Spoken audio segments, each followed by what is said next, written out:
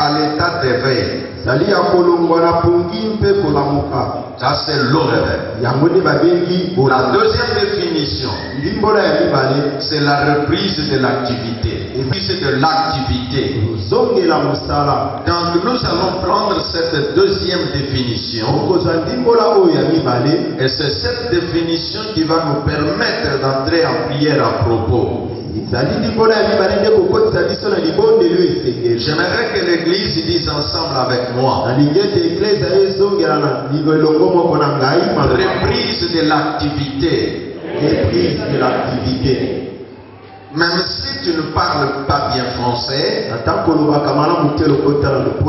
mais le fait que tu peux entendre, tu peux le dire à haute voix, c'est que tu t'associes à moi. Et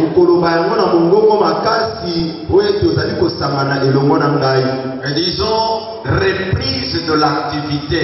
Reprise de l'activité. Donc nous disons à ce moment-là que le réveil financier, c'est une reprise de l'activité financière. La Bible va nous enseigner dans le livre de Néhémie, dans son chapitre 5. Nous lirons du verset 1er au verset 6. Et après cela, du verset 7 au verset 12, et nous savons tous que partout où on enseigne le réveil,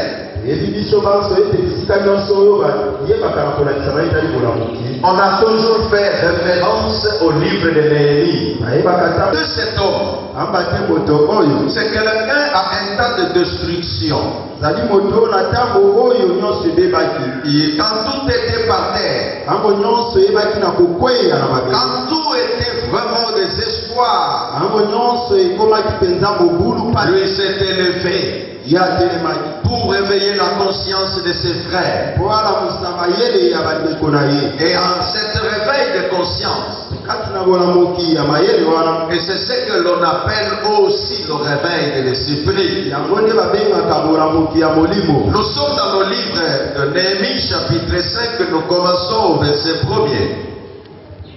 Il est écrit: il s'éleva de la part des gens du peuple et de leurs femmes une grande plainte contre leurs frères juifs. Les uns disaient: nous, nos fils et nos filles, nous sommes nombreux, nous voulons recevoir du blé afin de manger et de vivre. Disons à haute voix: manger et vivre. Manger et vivre. Dit dans la parole: manger et vivre. Une idée est arrivée à moi qu'à l'époque, une femme qui vivait le temps de crise, elle a dit au prophète: ce que j'ai, je vais manger, et après avoir mangé, c'est la mort qui viendra. Voilà ce que nous voulons.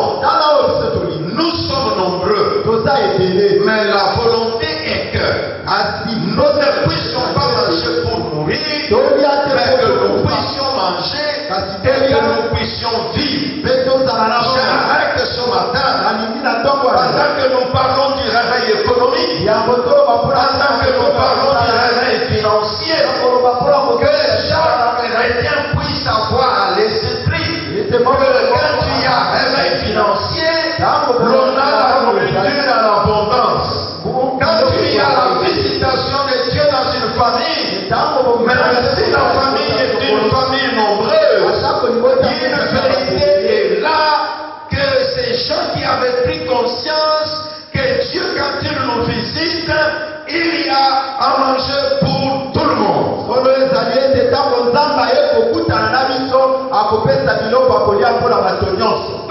réveil économique commence par la prise de conscience de ce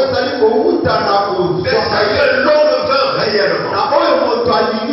Le problème de nous chrétiens est que parfois nous voulons une chose et son contraire à la fois. Non, nous devons toujours être conscients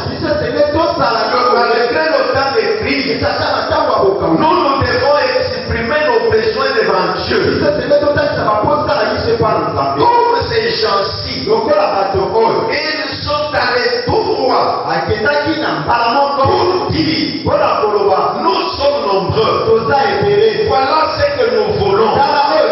C'est de manger et vivre. Non pas avoir la nourriture de la mort, mais avoir la nourriture pour la vie. J'aimerais qu'avec le réveil financier, que celui qui ne voyait que la mort puisse être capable de dire que Dieu n'est pas un Dieu de la mort, c'est un Dieu de la vie. Quand l'Éternel visite son peuple, il envoie la vie là où il y a la mort. Quand il visite son peuple, il permet à l'homme qui vit un temps de désespoir, qui vit dans une société où tout le monde vit la pauvreté. La Bible dit que nous voulons recevoir du blé afin de manger et de vivre. D'autres disaient, nous engageons nos champs, nos vignes et nos maisons pour recevoir du blé pendant la famine. Nous engageons nos champs, nous engageons nos maisons. Donc cet engagement que ces gens prenaient, c'est en fonction de ce qui devait venir plus tard.